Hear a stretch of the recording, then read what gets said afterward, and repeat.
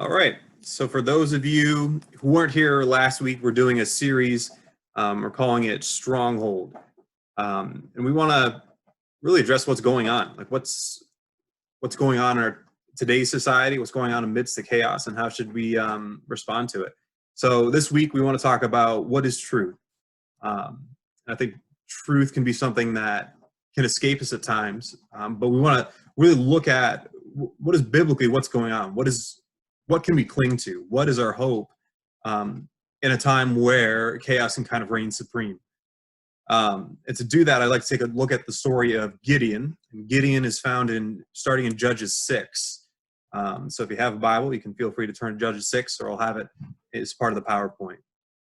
I believe that we look for certainty in times of crisis, that when something happens that throws us off our game, we try to look for something that's certain. We try to look for something to hold on to say, well, at least this is still normal. At least this is still a guarantee.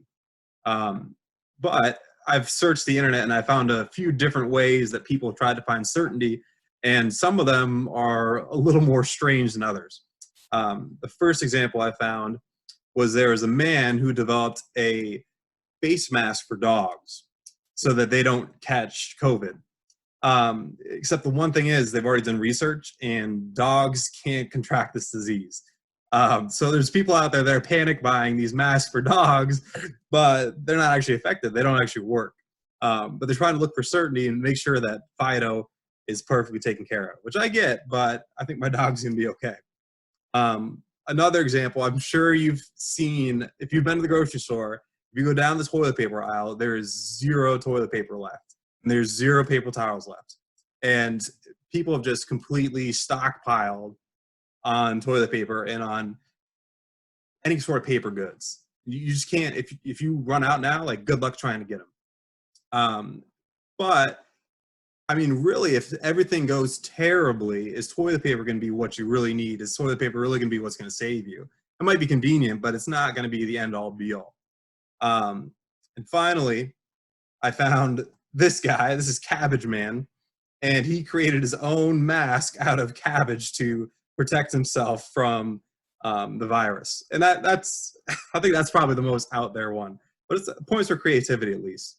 But I think that we look for certainty in times of crisis, and sometimes that certainty, when we don't think about it, we just react on our gut emotions, we just react out of fear.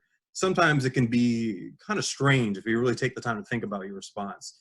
And sometimes it doesn't quite make sense. And the people of Israel during Gideon's time, I think, are faced with a crisis as well. And Gideon's current crisis happens when the Midianites invade. So Judges 6:3-4 says, "For whenever the Israelites planted crops, the Midianites and the Amalekites and the people of the east would come against them. They would encamp against them and devour the produce of the land as far as Gaza, and leave no sustenance in Israel, no sheep or ox or donkey." And so what would happen is they wouldn't come to conquer the land, they would come to invade the land. And they would take out essentially their food supply. So they not only took out fruits, veggies, whatever they're growing, but they also took out their sheep. And sheep would be a source of food. But also they take out their oxen and donkeys. And you need oxen and donkeys if you want to plow the land that you have. If you want to grow new crops and you're just like, well, I'll cut my losses here, we'll just grow new crops for later and hopefully have food for later. Well, they took away your oxen and your donkeys, you can't plow your fields, you can't even get new food for the next season. So Israel's in a state of crisis. Israel's in a place where, like, well, we're going to starve here. If we don't get some help, if we don't have some sort of defense against these Midianites, we're not going to make it. Kind of like the crisis that we're in right now. Like, we're looking at uncertain times. We're looking, well, what's going to happen? Is it going to be 1 month that we're going to be quarantined? Is it going to be 2? Is it going to be 3? How long is life going to be chaotic? How long are we going to be in crisis? And I'm sure the people of Israel are thinking the same thing. How long am I going to be a place where I have to worry about my food for tomorrow, is what Israel's thinking right now. And I would like to ask you, what's your current crisis? And I want you to flush this idea out in your small groups. Well, what is your current crisis? And for some of you, this crisis might be particularly getting sick. And it might be, well, I really don't want to catch this. And I really don't want to catch COVID and end up feeling sick or being in a position where my health is in jeopardy. Maybe has nothing to do with the virus at all. Maybe it has something to do with a loved one. Like I know that my father is at pretty high risk for this, so I'm probably more concerned about my father than I am about my own health in this situation. Or maybe it has nothing to do with the disease at all. Maybe it's just like, well, I have this crush out there and we were making progress, and then now I'm not going to see them for a couple months. Like, are they still going to like me when I come back? Um, Maybe it's you're afraid that you're never going to get to have your favorite food again because it's sold out at the store. Or maybe it's just something that you've been dealing with way before this has happened, and maybe it's a crisis of life that you're just like, you know what, this is COVID or not COVID, this is still a problem in my life. This is still something. Maybe my grades are suffering. Maybe I'm not good enough to be able to make the team. Maybe I'm just in a desperate situation at home, no matter what. What is your current crisis? And I want you to think about that, because I think that's where the point of application is going to come in for this lesson. Let me start off by saying that God's presence does not diminish during uncertainty. God's presence does not diminish during uncertainty. And I think we talked about this last week. We talked about, is God really present in certain, where is God? Where is God in crisis? Where is God during uncertainty? And we made the argument that God is not absent during crisis, but God is even more present. God is present so much that he brings our suffering and he transforms it into something that's good. And that's exactly what God does when he first starts to have his conversation with Gideon here in Judges 6:12 through 16. An angel of the Lord appeared to Gideon and said to him, "The Lord is with you, O mighty man of valor." And Gideon said to him, "Please, my Lord, if the Lord is with us, then why has all this happened to us? And where are all his wonderful deeds that our fathers recounted to us, saying, 'Did not the Lord bring us from Egypt? But now the Lord has forsaken us and given us into the hand of Midian.'" And the Lord turned to him and said, "Go in this might of yours and save Israel from the hand of Midian. Did I not send you?" And he said to him, "Please, Lord, how can I save Israel? Behold, my clan is the weakest in Manasseh, and I am the least in my father's house." The Lord said to him, "But I'll be with you, and you shall strike the Midianites as one man."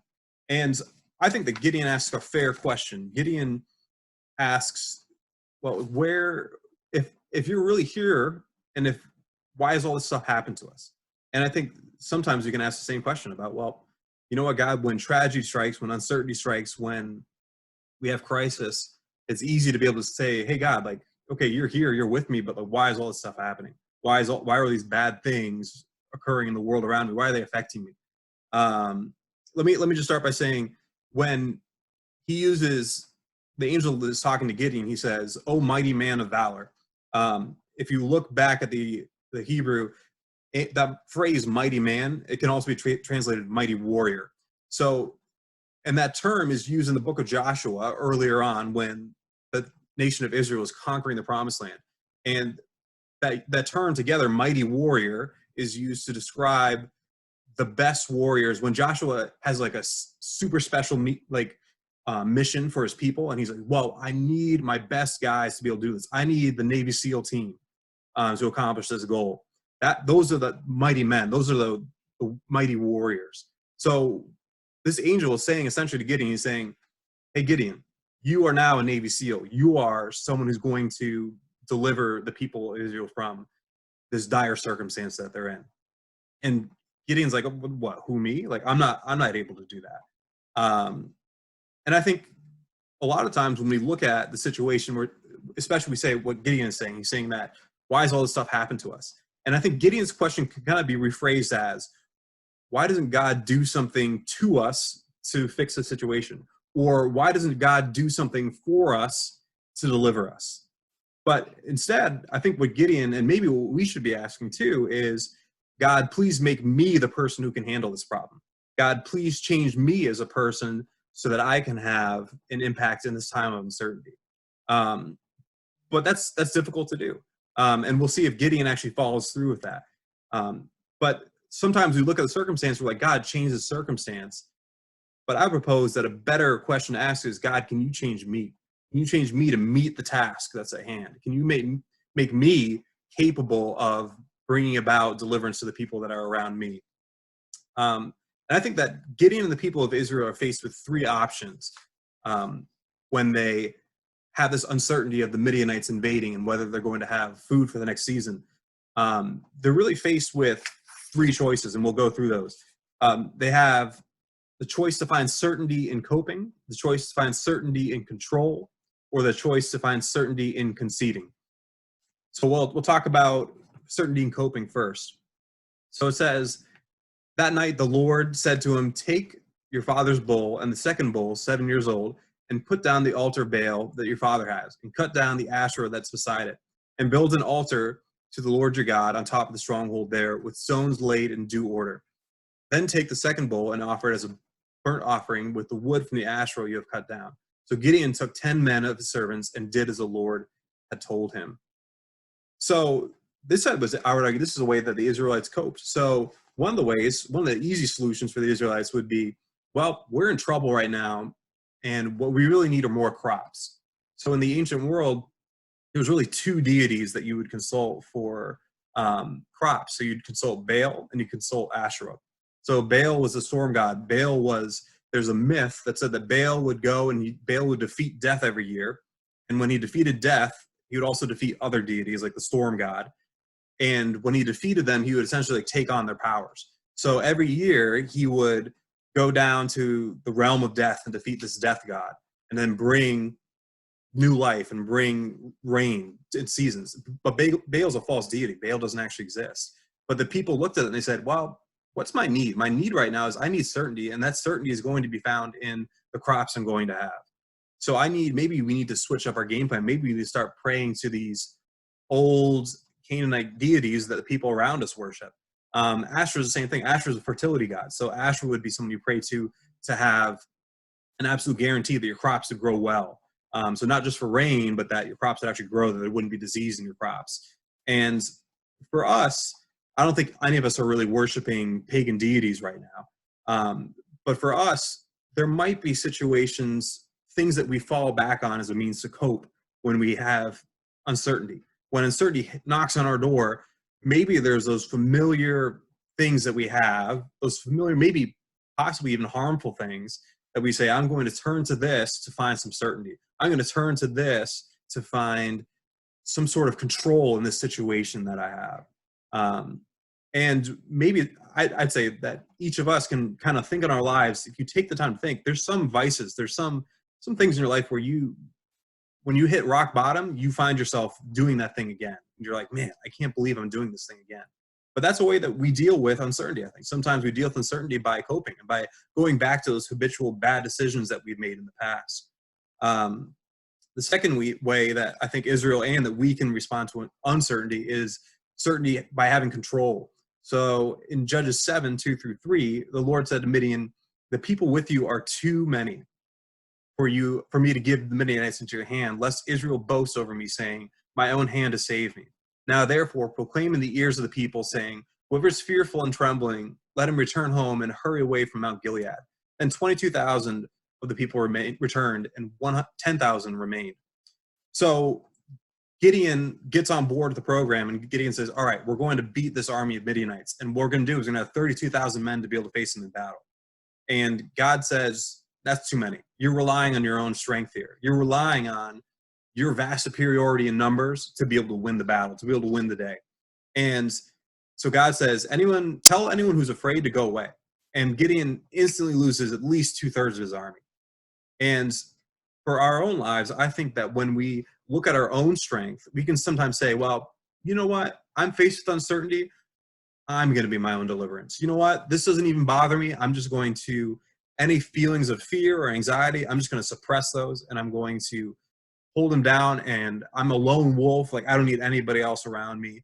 I'm just going to isolate from everybody and say, I don't want any help. I don't want to help anybody else. I'm just in this for myself.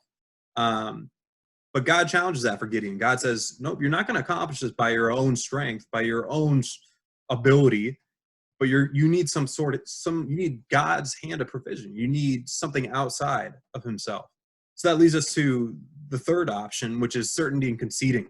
And conceding is just a fancy word for saying you surrender, or saying that you submit to somebody else's authority. And this occurs in Judges 7, 4-8. It says, and the Lord said to Gideon, the people are still too many. Take them down to the water, and I will test them for you there. Anyone of whom I say to you, this one shall go with you. Any of whom I say to you, This one shall not go to you, shall not go. So he brought all the people down to the water, and the Lord said to Gideon, everyone who laps the water with his tongue as a dog laps, you shall set by himself. Likewise, everyone who kneels down to drink. And the number of those who lapped, putting their hands to their mouths, was 300 men, but the rest of the people knelt down to drink water. And the Lord said to Gideon, with the 300 men who lapped, I will save you and give the Midianites into your hand, and let all the others go, every man to his home. So the people took their provisions into their hands and their trumpets. And he sent them to the rest of Israel, every man to his tent, but he retained the 300 men, and the camp of Midian was below him in the valley. So God not only says that, well, we'll whittle you down by 2/3, he says, I'm going to take you down to just 300 people.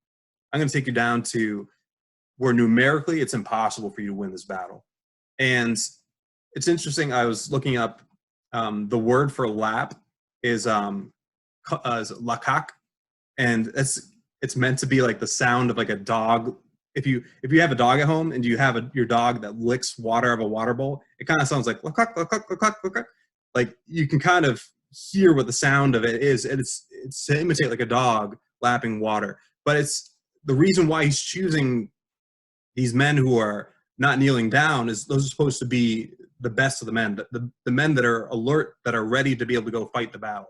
And he's narrowed it down to just 300. But Gideon, and for Gideon, this is a foolish military decision. Like, you want more people on your side. You don't want less people. But Gideon says, you know what? Actually, instead of relying on these false deities, and instead of, hey, buddy, and instead of relying on your own strength, you're going to rely on my strength. You're going to rely on the strength of just me, because that's the only way you're going to win a battle with 300 men. And so I'm asking you, what is God calling you to do in this time of uncertainty? What is God asking you to do in this time of uncertainty? And maybe it's something that's ridiculous. Maybe it's something you're like, I'm not capable of doing that, or no way, like I don't want to do that. But I'd say, like, right now is probably a prime time in your life to be able to do things that you normally wouldn't be able to do. So, like, for example, some things I've taken advantage of some of the time that I've done, and I've reached out to my grandmother, and I've emailed her like a few times with different pictures of what I've been doing. That's not something I normally do. But my grandmother lives by herself in a nursing home, and she's very much appreciated being able to like have some of those regular conversations with me. Another thing is I've just been trying to reach out to old friends that I have and be able to encourage them, especially friends that I know that are living by themselves. But with my like regular routine, my regular schedule, I would never be able to do that. I think in this time of uncertainty, it's more about looking outside of yourself and saying, where can I provide? And less about saying, God, what are you going to do for me? Instead of saying, God, what are you going to do for me? Say, God, how are you going to use me to impact the people around you who are also going through an uncertain time? And that's something that's important to remember. Just because you're going through an uncertain time doesn't mean the rest of the world's doing fine either. Maybe there's other people that are experiencing this uncertain time that are being hit even harder than you are. Maybe there's people that can be impacted and influenced, that you could really make a big difference in their life. And so when Gideon finally concedes to God and he says, God, you know what? I'm going to rely on your strength for this victory and not my own. This is the result. And it says, so Gideon and 100 men who were with him came to the outskirts of the camp at the beginning of the middle watch, when they had just set the watch, and they blew the trumpets and smashed the jars that were in their hands. And the three companies blew their trumpets and broke the jars. They held in their left hands torches and the right hands the trumpets to blow. And they cried out, a sword for the Lord and a sword for Gideon. Every man stood in his place around the camp, and all the army ran. They cried out and fled. And when they blew the 300 trumpets, the Lord set every man's sword against his comrade and against all the army. And the army fled as far as Bethshittah towards Zariah, and as far as the border of Abel Maholah by Tabath. So they end up having victory. And I think one of the reasons why God picks Gideon is because Gideon's a tactician. Gideon knows how to do battle. And I think Gideon rightfully is a mighty warrior. That God uses Gideon's gift set of being a strategist to be able to win this situation. So a little bit of background for what's going on. When it says that they came to the camp at the beginning of the middle watch, they would have 3 different watches during the night. So you'd have 1/3 of the army taking watch over the whole camp in case of surprise attack. So you'd have the first watch, and then they'd go back into the camp, and they would go wake up the next third, and that next third, the second shift, would come in and they would fill the spots. So Gideon says, let's attack right in the middle, right as the change of shift, as these people are changing their watch. So that way, when we blow the trumpets, when we throw down these jars, it creates a mass amount of chaos. So what's happening is that 1/3 is coming back into the camp, 1/3 is coming out. They hear this chaos. The people inside the camp are thinking, oh man, like we're getting invaded. I need to start attacking these people. And the people that are coming back from their shifts are saying, I need to run, I need to hurry because I need to wake up everybody in this camp. And when the two meet each other, they think that they're enemies. And there's this mass chaos that ensues, and God's people end up winning the day. But that's not what the thing is. Like, you play into, yes, Gideon has the ability of being a tactician to be able to make this master plan to work. And God calls on him, and he uses his own abilities. God says, Gideon, I know that I've gifted you with the ability to do this, and I want you to be able to react to the situation with the knowledge and with the gifts and the talents that you have.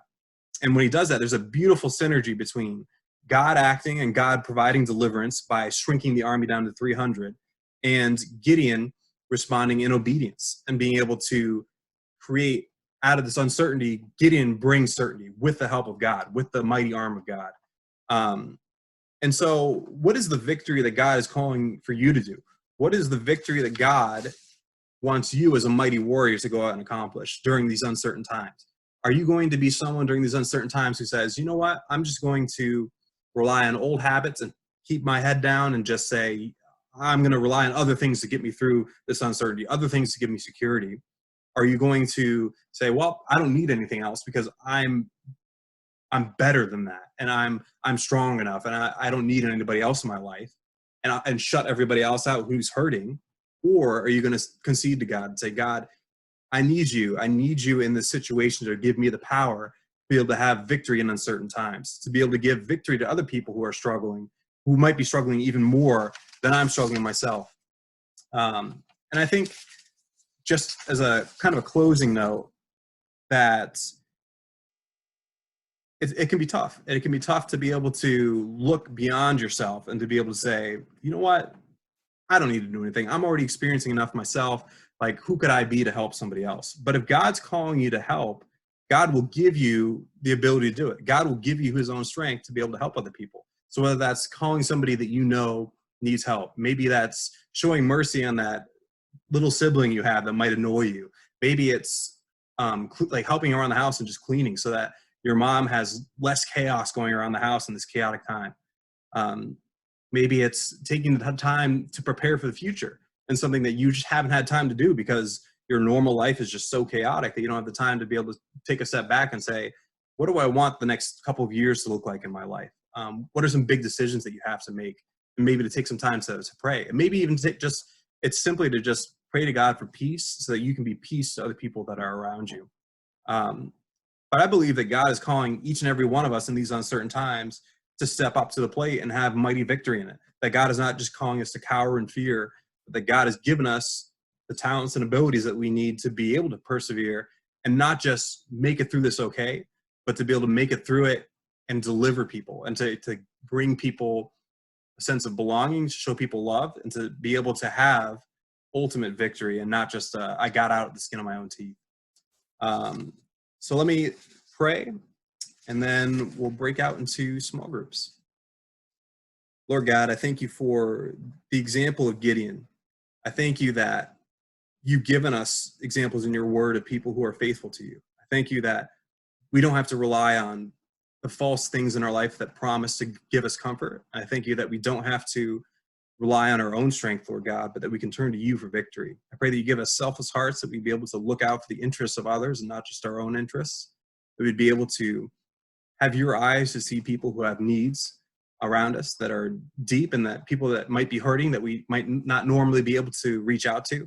I pray that you give us the opportunities to do that, that we would be obedient even when your plan seems a little crazy, that we'd have the faith to follow you through, and that you have the trust that you will provide ultimate victory in our lives. In Jesus' name I pray, amen.